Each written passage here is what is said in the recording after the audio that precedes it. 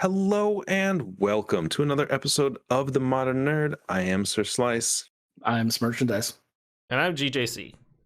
And we are, as always, massive nerds. Now, we have a very somber episode coming to you today.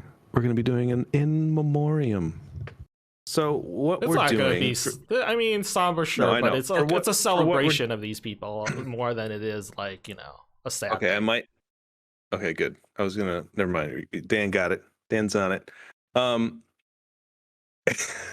Here's what we're going to be doing today. Today, it seems like the stream is dying. It is not, ladies and gentlemen. I assure you that we are still going. It has been a while, but we are doing more. Today's episode is going to be about some people that sadly have passed away in various forms of entertainment, mostly movies, and how they have impacted us, impacted their fields, impacted others around them, and some of their body of work. Now, instead of going through a crazy list like I am known to do, we have each picked one person, and we will have a small discussion about them as we go through. So strap in, because I'd like to make this a quicker one, but let's be honest, we're going about an hour on this one, you sons of bitches. No, we can go fast. Let's go. We'll shoot for it. I got it in me. Let's go. So let's introduce who we're talking about.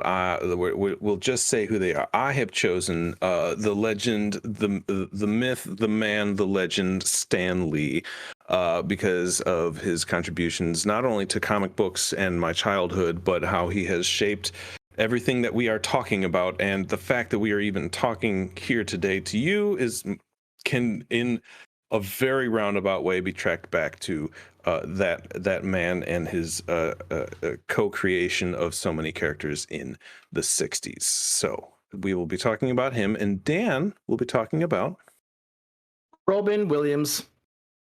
I feel like because he's fucking Robin We've been Williams. dancing around this for a while. Dan's been wanting to do a Robin Williams podcast since like day one, I feel. So I'm so glad he has this chance. Yeah. He brought this up as an idea, so this whole show is his idea. It is. Full credit where credit is due. And George shall be talking about Alan Rickman. The other man. All three of these people are legends in their own rights and have impacted so many people. Actually, all three of us have in fairly different ways. Yeah. They're all kind of different. Despite the fact two of them being actors. Yeah, two of them were actors, but they're very different actors. Yeah. But both one's a comedic genius and the other's a dramatic, amazing, deep voice presence. But still comedic timing of his own in his way because of the... Yeah. Oh, man. Well, before I get into it, but let's... Get into it, man. I was going to say... Wait. We're going to be doing some... We have some semblance of order here this time, so bear with me. So let's start with... Fuck it. I have in here what they were in if we want to. Does anyone have lists of their person and their accomplishments and things they have done? Did you make a list? I certainly do. But I was thinking of going last personally. Because his list is so illustrious. It's fine. I have a short accolades that I'm going to rattle off here. So just to begin with, Stan Lee, 1922 to 2018, was the co-creator of such characters with Jack Kirby and Steve Ditko as his co-creators. Spider-Man, the X-Men, Iron Man, Thor, Hulk, Ant-Man and the Wasp, the Fantastic Four, Black Panther, Daredevil, Doctor Strange, the Scarlet Witch, Black Widow, and more. And the fact that the X-Men is like... He created like the first 5 or 6 and then many more after that, but then it expanded into today's chaos that it is. This man has co-created many people that we all talk about and watch on screens, read in our comic books, television shows, cartoons, everywhere. So he has been very active. In the 70s, he did something which was unique to the comic book industry, where he challenged the comic code authorities. So what he did back in the day, anyone who reads comics, is in order to get your comic book printed, there was a comic code authority that would go ahead and put this stamp right on the comic book itself, and then would say, no, you can't write about this. Yes, you can write about that. No, change this. So what he did is he released a series of 3 issues of Spider-Man where they were not approved by the Comic Code Authority, and did it anyway and took the fight and fought them.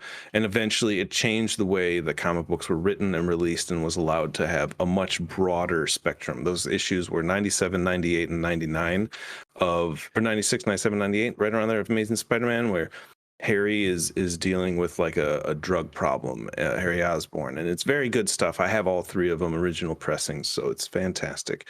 But he changed the way, twice changed the way comic books were perceived, and because superheroes they were not big before that. You had Batman and you had Superman, but it kind of took a decline in the 50s.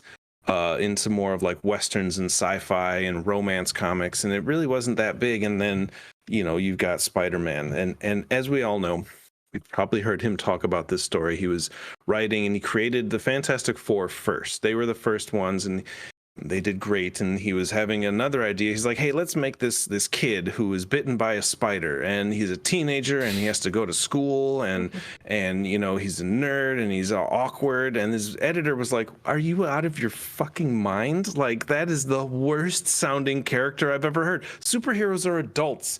Teenagers are sidekicks. Like, we're not going to do this.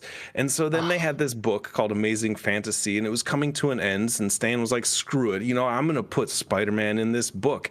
And they sell it, and it was one of their best books of the year. And they were like, and then his editor came back, hey, you remember how you had that great idea about doing Spider-Man? Let's go ahead and do that. And it's like, his editor was like, hey, remember that character we came up with, is what he said. It was ridiculous. So it goes to show that no matter what you're doing, whatever idea you have, go with it. Just because one person doesn't like it doesn't mean it's not good. It's your idea. Run with it. Tell your story. Draw your comics. Draw your paintings. Write your books. Play your music. Do what you got to do. Put your art into the world. That was his message and motto, and that was what he did and dedicated his life to. And he's not without controversy like any other human being. He there were some publishing issues and rights issues and this, that, and the other that he was battling between some issues with his daughter and like issues with other people. And for a while he was the sole creator and then the co-creator, but everybody's gotten their due. Everybody's getting their paychecks now, and so it's kind of moving on. And business was different in the 70s and 80s, but he's done a lot of stuff that really influenced me directly and changed the direction of my life. Because as a kid, I watched cartoons, and then my dad would bring me home Wolverine comic books every week or so, and he would go and get the back issues. So every week he could bring home a new one. Whereas comic books are monthly, so if he brought the same sequential comic every week, something was wrong, but it was all back issues. So I have all of those comics that my dad gave me, and they really shaped and changed the way I perceive life and the way I dive into fantasy and superheroes. So Stan Lee has been a part of me. He'll be a part of us.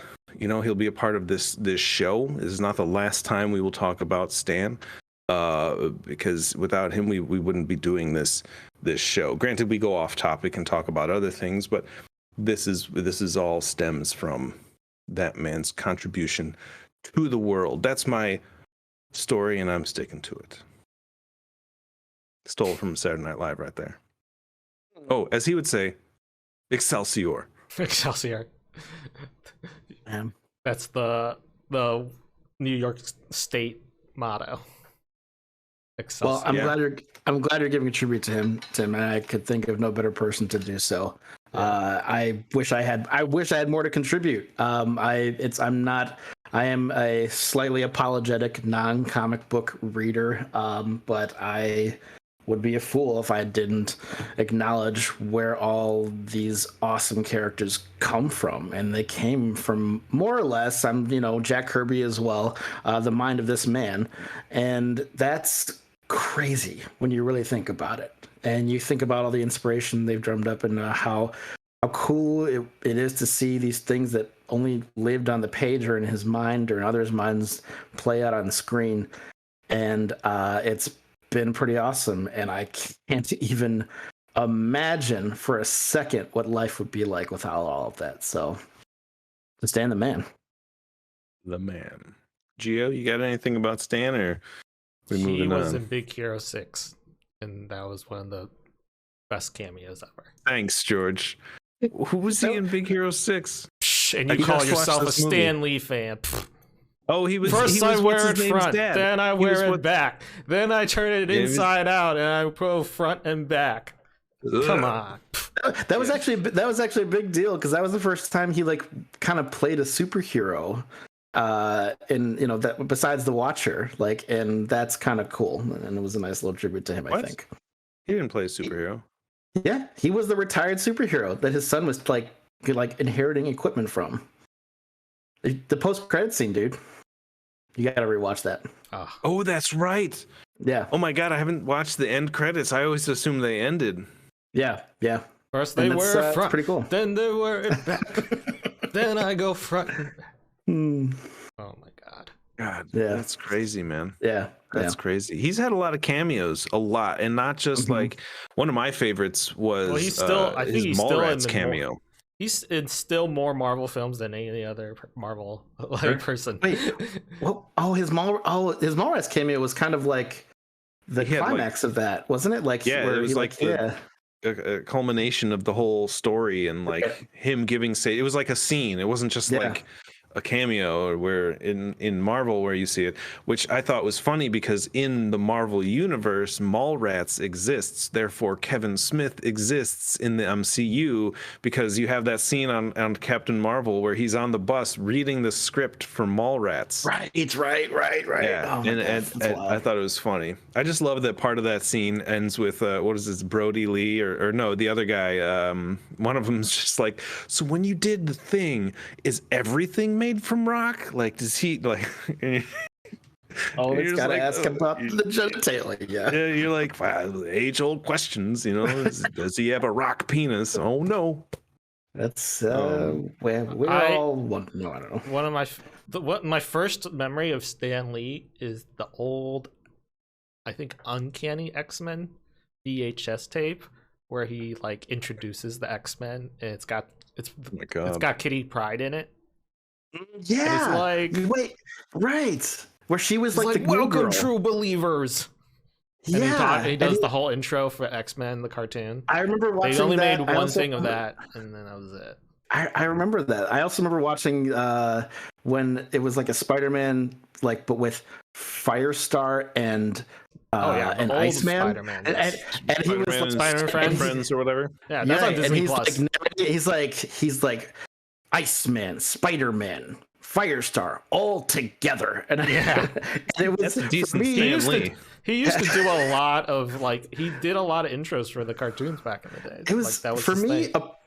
It was personally pretty awesome to see someone who wasn't under the age of like 12 to be excited about like these comic book characters. And I always was like, I always thought that was really cool. And the fact that he, you know, I didn't fully comprehend that he was the guy who created them, which would have been cooler at that time. But it was really cool to see that. And I've always really appreciated that. The Kitty Pryde it's had like- that X-Men song that was like X-Men saves the day. Oh, I don't remember that. Oh my I god. don't remember that at all. I still don't even remember that. one X-Men song. Yeah. Man, it's Anyways. crazy. I was looking at some of his page here, and he's like an executive producer on like every single thing that has to do with Marvel comic books. Pretty awesome. And he was an editor for Marvel at some point in the 80s. And then 90s or 80s, he tried to dive into video in the 80s, and it did not go well. The stuff they put out then, you got like that Captain America movie that they made where he's wearing like a fucking helmet, and you're like, oh, only successful Red Skull thing. is Italian. Yeah, it was weird. That was Oh, not God. great, but it's better than the 90s when you had David Hasselhoff as Nick Fury. David Hasselhoff. That was not That was great. David hilarious. Hasselhoff. David Hasselhoff. But yeah, if anyone gets a chance, there's what are they called? They're Marvel Essentials is what they do. Is they release these books, and it's like the first like 60 issues or something of, maybe less, of like Spider-Man, the Avengers, and like Daredevil and all these characters, and you can get them, and they're reprints. They're all on like new paper and everything like that, but it's like this thick. You can go and buy them for like $30, and you can read all the original Stan Lee's, Steve Ditko art, and Kirby art, and all these old 60s and 70s comics. So if you're ever interested in doing that, they all are readily available. You can get them everywhere. You can get the Marvel Unlimited app and read your comic books on there. So go check out some of the old stuff. Some of it is good. There is some solid writing. Take it with a grain of salt, because they use words that we don't, just not bad words, but just like nobody speaks like this anymore. Like think about the times, and it's all like kind of campy, but you get some classic stories from Stan and Steve and Jack. So good stuff. Definitely praises to that man, and his death definitely hit me when he passed away. Like when most celebrities or actors, actresses, and people like that pass away, it doesn't really hit me. I'm sad, general sadness. There's a death in the world. That's never happy. But like that one kind of really kind of stuck with me, because it was, something that I've always loved seeing his little cameos. I got to see him at a convention. Weirdly, he was shaking hands with Jerry the King Lawler. So like I got a picture of that somewhere, and it's just That's like, cool. so I didn't get to meet him, but I saw him walking by. I was 20 feet from the man, like it was surreal. I think you were there. One of you two was there, maybe, or one of the earlier conventions. Maybe I was with Joe. I don't know. But it was cool. I never got a chance to like meet him and have him sign anything, because I have some old Spider-Man that were written by him. So crazy times. So yeah, that is Stan Lee to me, and the industry. That's all I need to say about him. We're done. Let's move on to George. We're gonna talk about Alan Rickman. Alan Rickman. What was he in? I think my earliest memory of a film that I saw Alan Rickman in has to be Die Hard. That's the I'm trying to think. Credit. Yeah, that has to be the oldest. Like, but he's been in other things before that, and he was a Shakespearean trained actor. So I mean, he's been an actor for movie. That was his first movie that I think he was credited for, and then he'd been a stage actor, and he'd been doing Shakespeare, and he's classically trained, and he's this very. I think like what's interesting about it is like. And when we get to like Smirches, which is Robin Williams, is like they both kind of come from similar backgrounds in the way, because Robin Williams also trained at Juilliard, so it's like, but different paths as like actors and as kind of performers in general. He's also been, I think, probably famously, like for most people, I think the most famous thing he's been in is Harry Potter. Severus Snape, but because he was in such a huge ensemble, I don't feel like his character really in the middle for a few of those films, like he was barely there. I feel like, and it was maybe in the beginning he had more of a part, and then towards the end of the series, obviously he had more of a part. And I think to this day, most people will, when they think of that character, his mind is, he's the person that comes to mind. But he's also had some different parts in things like Love Actually. And I think I would say for me personally, the one that impacted me more than anything was obviously Galaxy Quest. We were talking about this yesterday as we were prepping for this show, that if you were a fan of that movie, you should watch the Amazon Prime special on it. Which does a really good job of talking about Alan when he was working on the film, and there's a good portion of it where they're just sharing stories of him, and you could tell how I think the heart of that movie in many ways was him and the relationship that he had with like Tim Allen's character, and the relationship he has as an actor in general.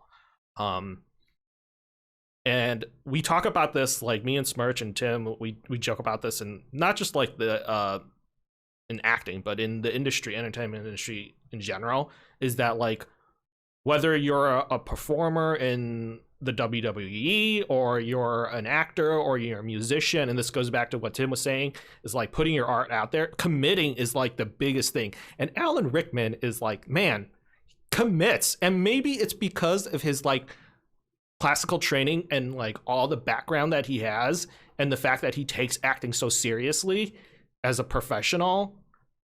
Like that commitment, I think, puts him like kind of ahead, like almost to a point where he's like a step above like the other people who are actors. And maybe that's also his personality to a certain extent. People will talk about like he almost is like a real life service Snape, a little bit sardonic, a little bit cut, you know, that English like dry, like kind of, you know, a little bit short, like a little better than you kind of, you know, like personality on the outside, but on the inside, that's not who he is. And that's by all accounts from his fellow actors and people who've been performing with him, people, the kids from Harry Potter, like all of them have nothing but like great stories to tell about. Like, truth is, he's like, you know, it's like it's a rough outer shell, but on the inside, he's like one of the most caring people, you know, and you can tell that about him. Honestly, it's a lot of it is just a front, you know. And I think I'm just gonna steal one story from like the Amazon special, is with Justin Long.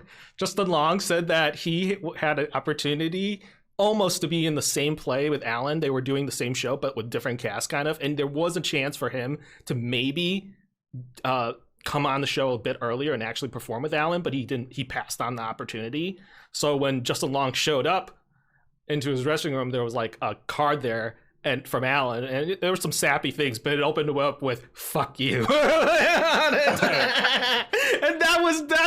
that I think is like that I feel like is Alan Rickman, right? He's like I'm so much better, and that also describes the Tim Allen relationship too, which everyone just should watch, because they go into how Tim is a, you know, just a complete goofball, and like imagine having to work with a Tim Allen or even a Robin Williams, very similar type of personality, just 100, like always at 100, always trying to make people laugh, even when the camera's not on, even though they're supposed to be doing work, you know, just, you know, Sigourney Weaver would have to like pull him back, but you know, Alan Rickman's just like, I'm a professional. Like, I'm not gonna, like, I'm a professional. I was on, you know, and his character in Galaxy Quest in many ways was Alan Rickman, because, you know, he was a Shakespearean trained actor. He was King Lear. He performed on the greatest stages of all Shakespeare, like the actors dream of, but now he's with Tim Allen. Like, it's like, this is where his career has come, and he's like, that's just his personality through the whole entire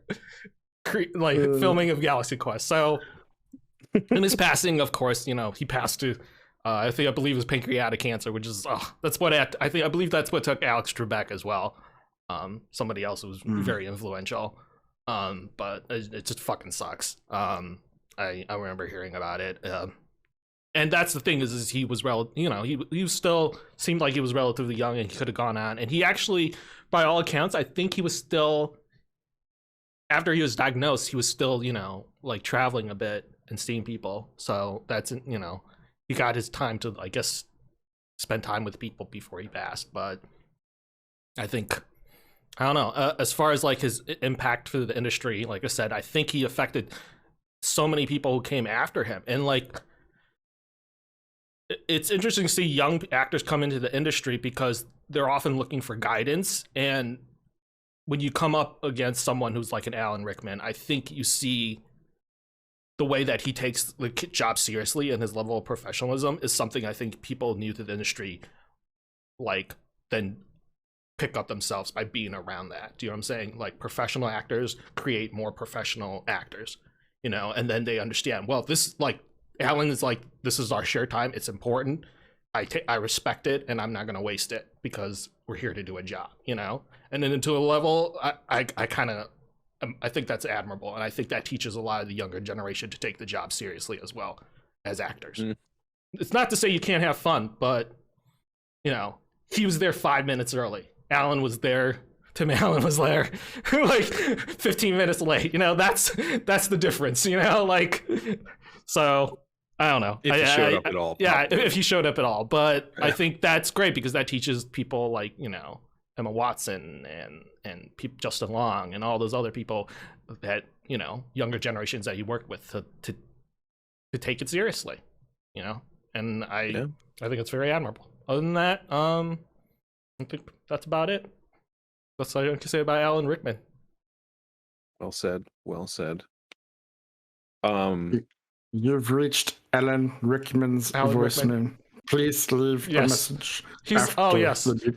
Hello, this is Alan Rickman calling for Alan Rickman. To mind Alan. Also, he was also in Robin Hood. I forgot my favorite lines in Robin Hood. I said this yesterday in Robin Hood was the part he played the sheriff of Nottingham, and there's that one part where they're like, his cousin's like, "Why with a spoon, cousin?" And it's like, "So more, you idiot." It was about like cutting him open with a spoon instead of a knife. And that was an amazing Alan Rickman impression, George. I've never heard better. I mean, he was in Dogma. He was in he's in a lot of Guide to the Galaxy. Dogma was kind of a weird character because he didn't have any genitalia. But it was good. Like, he committed. That's what you're talking about. Commitment, like, dude. Commitment every single time. Yeah. And maybe it's because of his sardonic way that like makes him so funny. It's because he's so serious. Like, but also, like, honestly, Dogma is probably one of the more well-written, you know, Kevin Smith movies. It's my favorite. There are, but like the topic and the subject and like the way you can insert, like he brought so much to that role, even though it wasn't like a massive role. You know, he wasn't in it the whole time, so he commits every single time that he's in it. Dude. He was in Sweeney Todd. I loved him in that. I thought he was fantastic. I mean, I'm a fan of the movie. Not everybody is, and I respect that. So, I mean, the man, obviously, Severus Snape alone, obviously, that character alone has reached so many people, and Mr. you know, Potter. I feel they did it justice in the end, fairly good justice when you find out, you know, in the movies that he was actually on the right side, and you know, which you always suspected. Lily, and yeah, but like, you know, like that moment in the movie really like was really impactful, and they did it very well. Yeah. And then when he passed, like the Potter community and like everybody like came together, and like they had like, you know, the always, because that was what he said about, you know, Lily, if he loved her, and like it just, when you see that, you're just like, oh my God, like that hurts, you know. And but it was the love that man had and created in this world will be felt for a very long time. So, you know.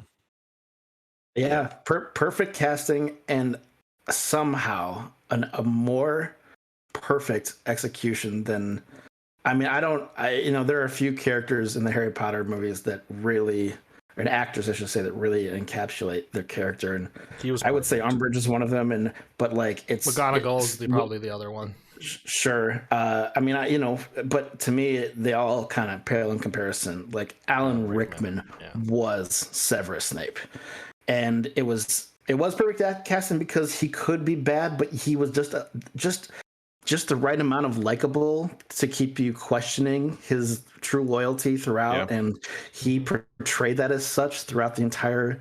And oh man, he was so good, and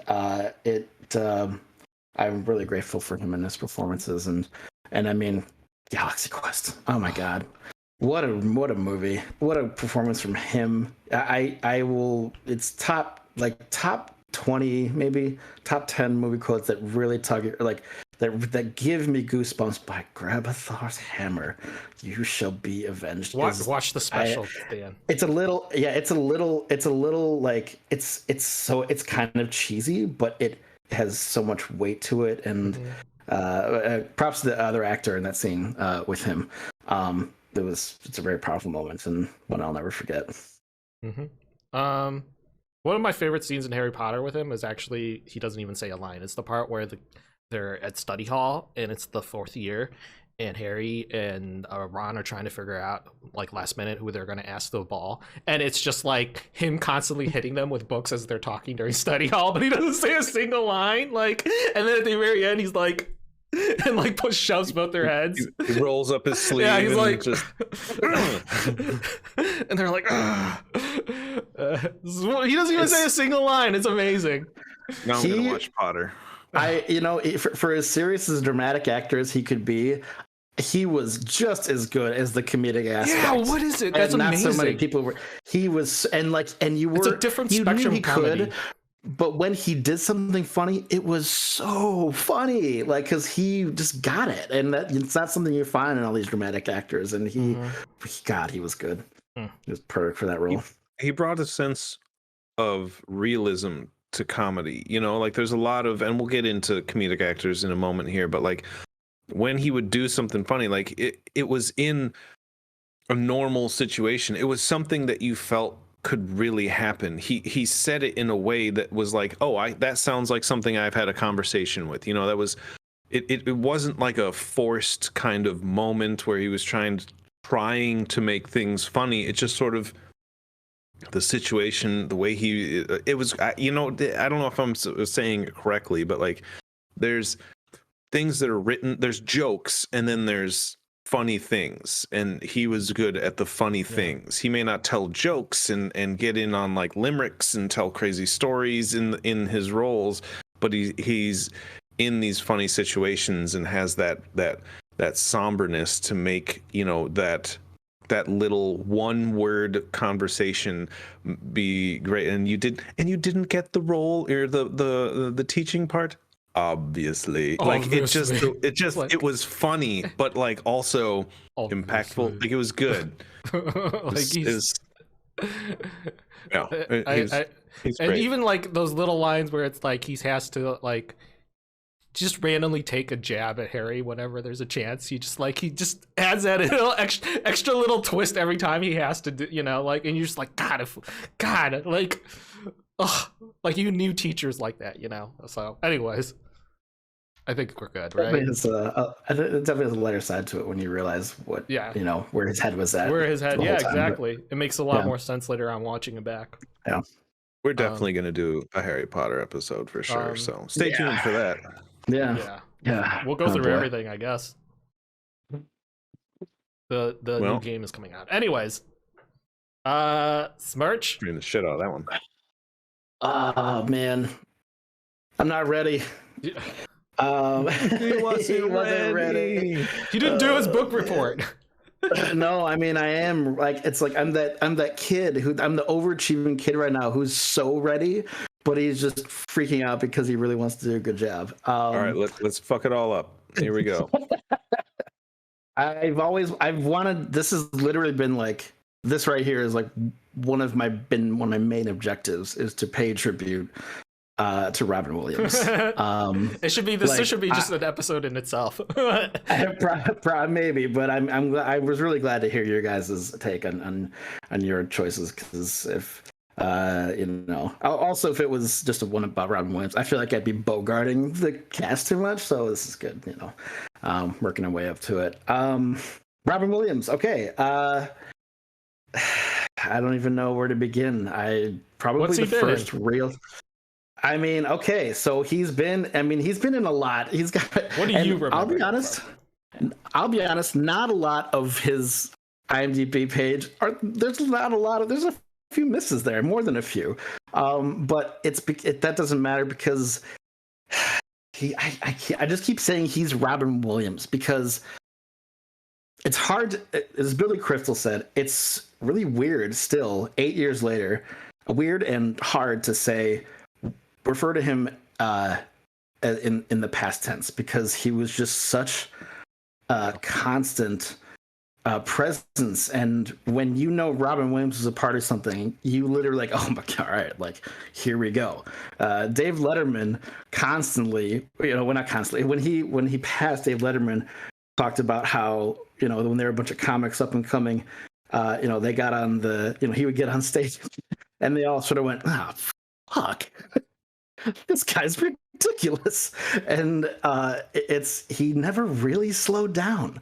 He's always had a very, albeit like borderline, like insane kind of energy, but it's all to make people laugh. And when you learn about how how like behind the scenes how he struggled with addiction and he struggled with depression, and how like sad he was behind the scenes for someone to oh man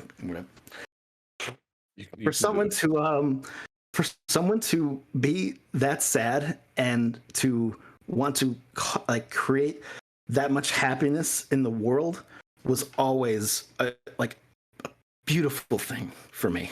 And I always loved him for that. I always felt like I was gonna meet him somehow. I don't even know how or when, if that I didn't really think it, but it's like something I just felt like in my soul because I felt like I knew him and I felt like we would vibe. I feel like we could like play off each other, and I would do my like shitty impersonations, and he would do his like amazing impersonations. And, I don't know, and I mean, I remember probably the first Robin Williams experience for me was Mrs. Doubtfire. And my dad was like working somewhere like in Florida, and I was like, my mom had to help him, so I was just in the hotel room for like the better part of a day. And I watched Mrs. Doubtfire like 6 times in a row. As one does. And I just kept quoting it to my family, and they were so annoyed with me. I'd be like, "Hey," and that movie was in a like kind of like a weirdly perfect way. Was like the perfect introduction for me to him because it's about him as like a voice actor. And obviously he's much more than that, and he became much more than that. But that's was one of his greatest talents.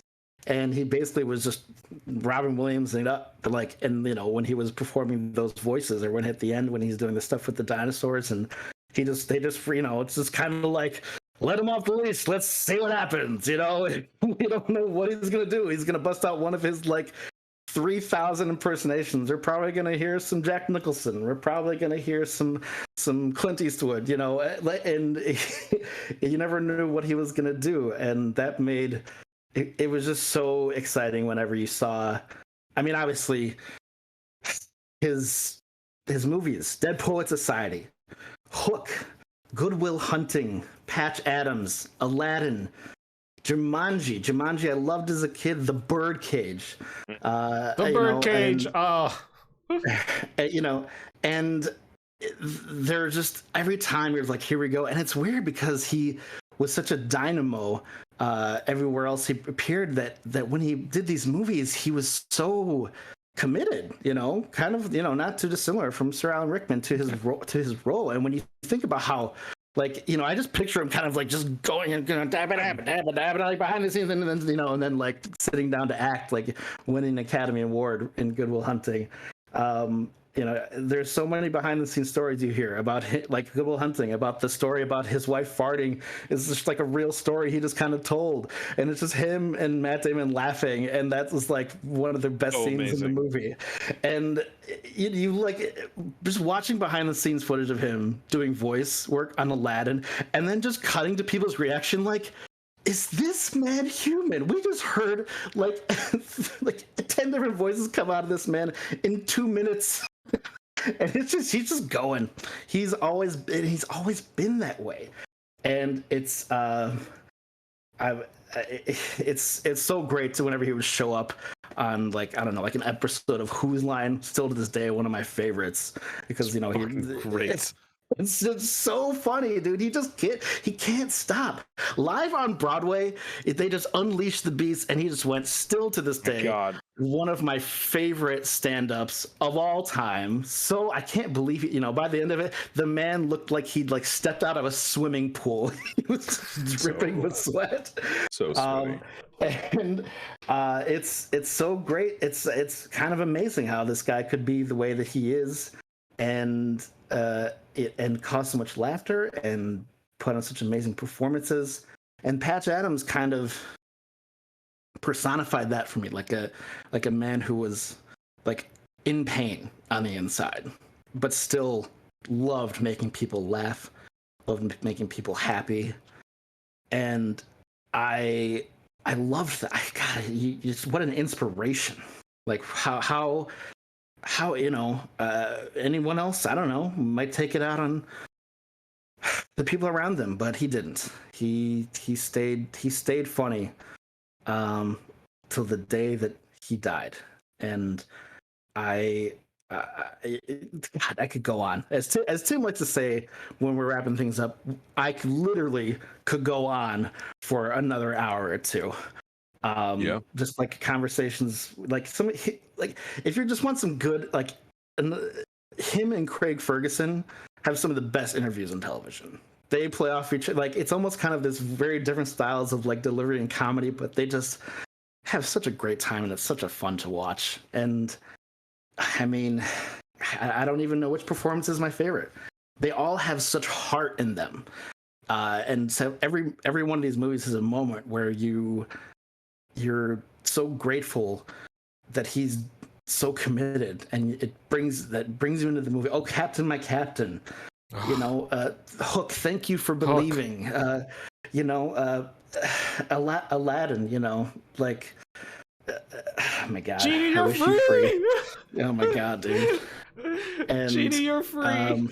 I'm out of here. I love him, and his death.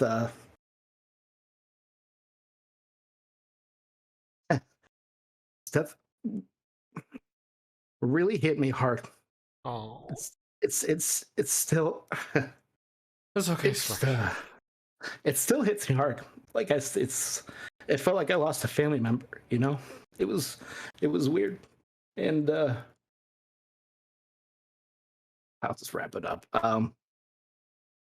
I had a real hard time with it when it was all happening, and I couldn't even, like, in the documentary had come out, like, I couldn't even watch anything he was in. It was like I wasn't ready. And then I was away at work somewhere, and I don't know where Night at the Museum 3 comes on. Wasn't in a rush to see that, I'm not gonna lie, anyway. But it was like the ending, and it was like right when he had said goodbye to everyone, and he's saying goodbye to Teddy Roosevelt, played by Sir Robin Williams. And I was in a really dark time in my life, on top of everything. And Ben Stiller said, "I have no idea what I'm going to do tomorrow." And Robin, as Teddy Roosevelt, says, "Oh, exciting." And that was, I love that. And so, to you, Robin, thank you. I have one final quote that Billy Crystal said when he passed at the Oscars. He says, "For almost 40 years, he was the brightest star in a comedy galaxy. But while some of the brightest of our celestial bodies are actually extinct, their energy long since cooled, but miraculously, because they float in the heavens so far away from us now, their beautiful light will continue to shine on us forever. The glow will be so bright, it'll warm your heart, it'll make your eyes glisten, and you'll think to yourself, Robin Williams, what a concept." Yeah. Yeah. It's good. Ooh. Good. You made it. Good job. I did Made it. It was good. I kind of felt like now. Robin Williams part of that, just kind of like barely like staying upright and almost falling over at times. I have one question for Yeah. you, Dan. What was your favorite part of Popeye? Fuck you. That was Doubtfire was my first, also Robin Williams introduction as well, and what an introduction to that man. Right. Now knowing what you know, and like his struggle and everything, and to see rewatch the movie after his passing, and it's about a guy trying to struggling to try and keep his family together and everything, and he had that real struggle in real life too, and so Right. it hits a lot different. But one of my earliest is randomly also Popeye. Like, I'm not even kidding you. I saw that movie when I was a kid, and it was Popeye. I was like, this is crazy, Regardless of And, encapsulating a cartoon character, he did a fantastic job. I mean, the movie was what it was. Let's be honest, but Yeah. it's one of those misses. But Yeah. they can't all be Flubber, so it's okay. Flubber. Rest in peace, Weibo. Everybody remembers him for.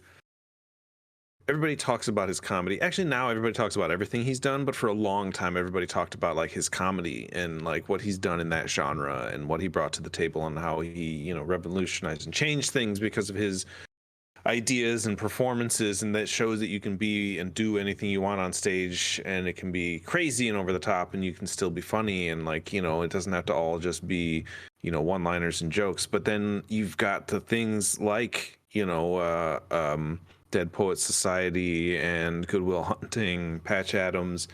I don't know if anyone's seen Toys, but that's a weird fucking movie, and like to see his performance in it is different. You know, it's not something you think of when you think of Robin Williams, and you know, so those are moments that we love to see people do. It encompass everything, not just staying in a lane. You know, someone breaking the mold and proving you can do everything and do anything you want. And that was Robin. That's what he wanted to do. He wanted to, you know. He wanted to entertain, and it was never for him. It was always for you. It was always for us, and that was something I loved. And if you want to talk about crazy, weird moments, I know you're not a huge Friends fan, but him and Billy Crystal had a cameo in a scene, and it was just the scene. It just, you could see that it kind of just went off the rails, because that was entirely ad-libbed, and you're just kind of like, what just happened? Like, Robin Williams and Billy Crystal just came in and had this weird Eastern European conversation, and I don't know what's going on. And that is so Robin, you know, and it's so, I mean, Billy too, but like, to be able to just do something so outrageous and ridiculous, and it works. First, it really shouldn't work, but it does, and it's fantastic to see things like that. What a duo those two were! What icons. Like icons. Almost, it doesn't seem like their styles of comedy should mesh, but they just do. And Billy said he could put Robin in any situation, and he just would say something really funny. You know, they were talking about baseball. He's like, do you like any baseball team? He goes, yes, the San Franciscos. That's my favorite team. Or he'd say, something about came up, like he pretended to be, he was Russian. He's like, well, how's baseball in Russia? He's like, well, we only have one team, the Reds. Oh, God. And that was all within the span of like a few seconds. He could make anything funny, and you knew you were gonna laugh. Yeah. And you were never let down. You were never like, oh, he wasn't that funny. Like, it was, he's always was. Did you know he was a Chicagoan? Yes. I didn't remember. I didn't realize that. I don't think I knew that. I thought he was born in Chicago. I don't know if he was raised in Chicago. Okay. He was born in Chicago.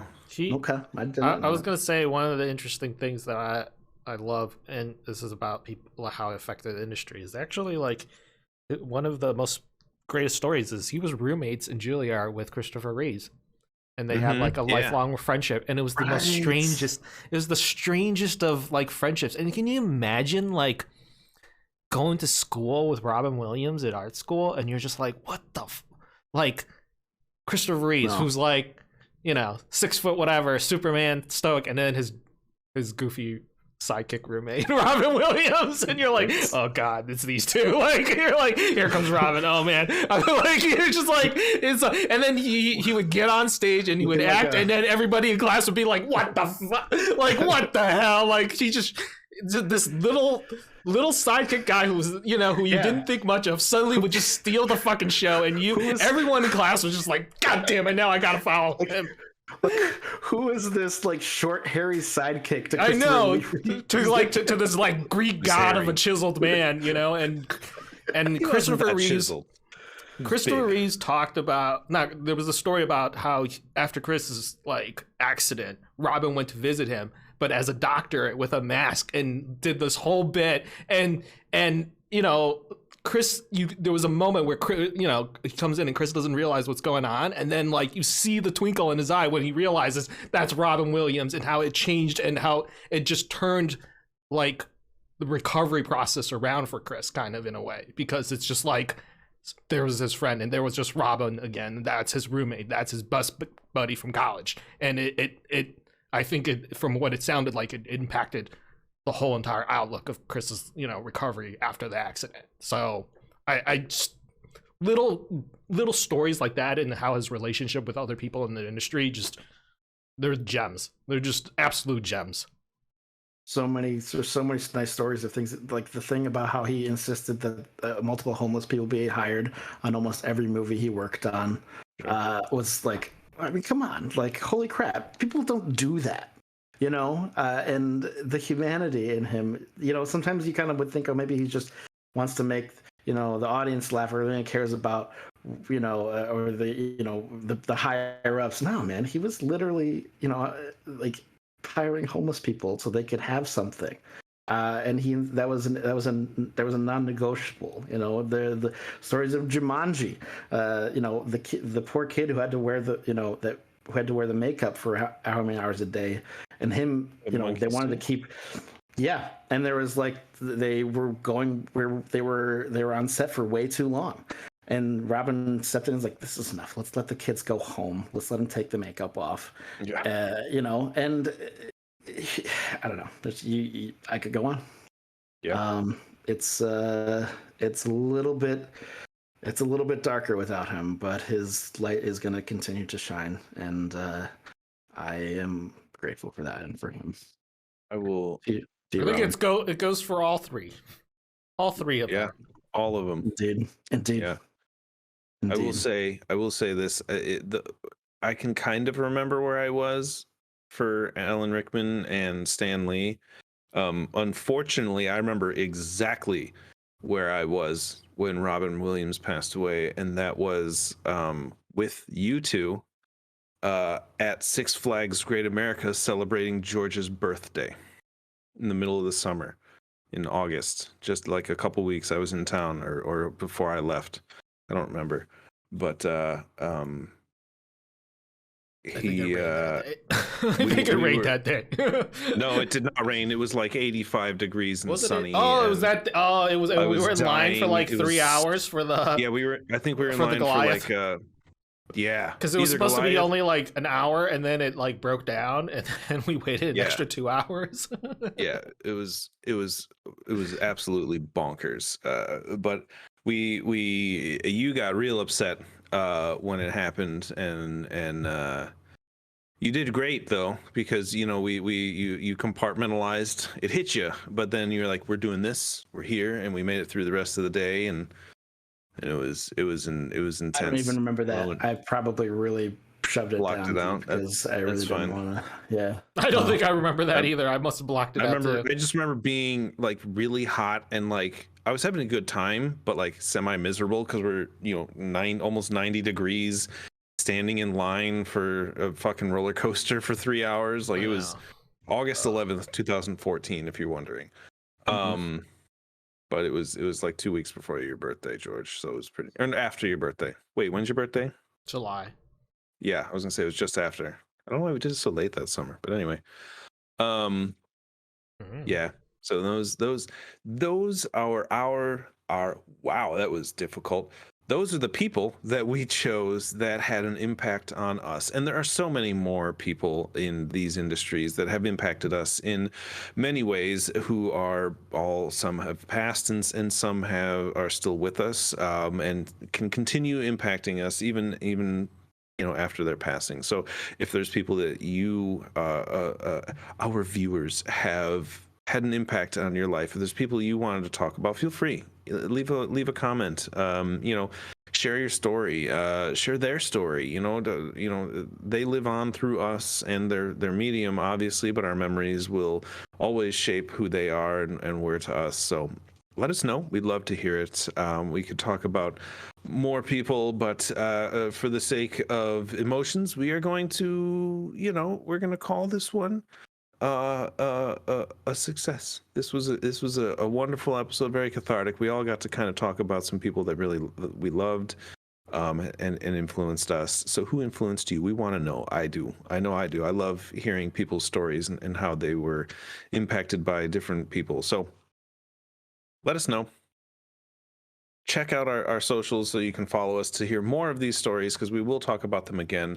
We're going to be doing these more frequently. Hopefully we got some special ones coming up in the next few months that I'm really excited about. So hopefully those come to fruition, some really cool things. You know, if you had a great time, we have been The Modern Nerd, and thank you for watching.